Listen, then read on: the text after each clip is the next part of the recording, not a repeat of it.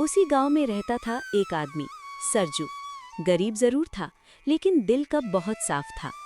हर दिन बस यही सोचता हूँ, आज काम मिलेगा या नहीं, और अगर नहीं मिला तो घर में क्या ले जाऊंगा। इतनी चिंता मत किया करो, जो हमारे पास है उसी में खुश रहने की कोशिश करो। खुश कैसे रहूं मधु? जब अपनी बेटी को भूखा देखता हूं तो खुद पर गुस्सा आता है। पापा, आज कुछ अच्छा खाना मिलेगा ना? उस मासूम सवाल ने सरजू को अंदर तक हिला दिया। एक दिन सरजू गांव के बाहर काम ढूंढने जा रहा था। रास्ते में उसे एक कपड़े में बंधी हुई पोटली दिखाई दी। ये यहाँ कैसे? किसी की जरूर खो गई होगी। वह पोटली उठाकर तुरंत नहीं चला गया, बल्कि वहीं बैठकर इंतजार करने लगा। घंटों बीत गए, लेकिन कोई वापस नहीं आया। अब इसे घर ले जाता हूँ, कल फिर से आकर ढूंढूंगा मालिक को। जी, क्या है इसमें?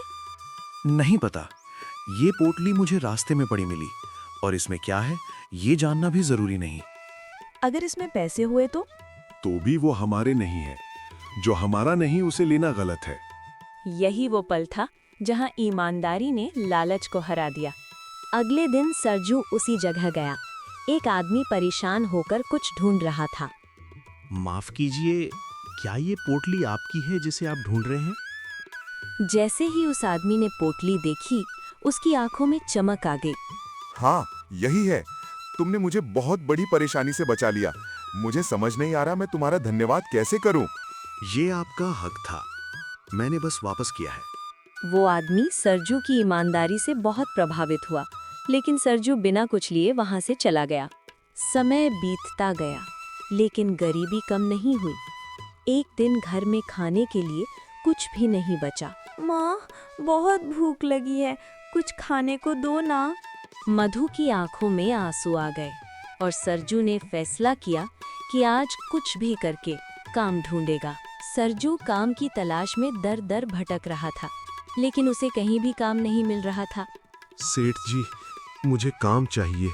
मेरे घर की हालत बहुत खराब है, मुझे काम पर रख लीजिए।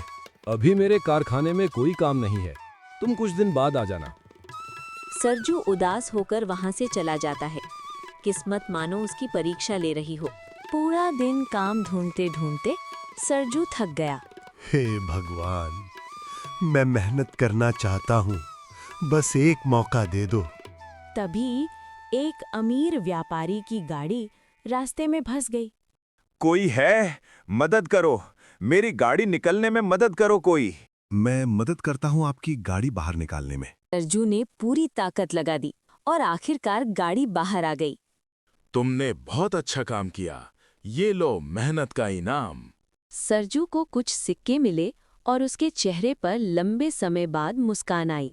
सरजू के हाथ में अब कुछ सिक्के थे, लेकिन किस्मत की असली परीक्षा अभी बाकी थी। जैसे ही सरजू वहां से जाने लगा, उसकी नज़र जमीन पर पड़ी।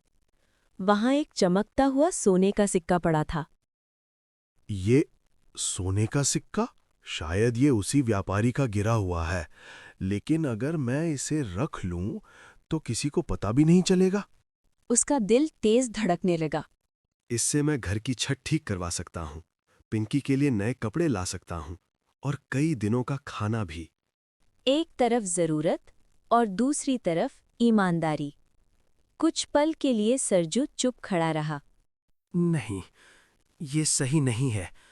अगर मैं ये रख लूंगा तो मैं भी दूसरों जैसा बन जाऊंगा। और फिर ईमानदारी बुरे समय पर भी भारी पड़ गई। ईमानदारी सिर्फ अच्छे दिनों में नहीं, मुश्किल समय में भी निभानी पड़ती है।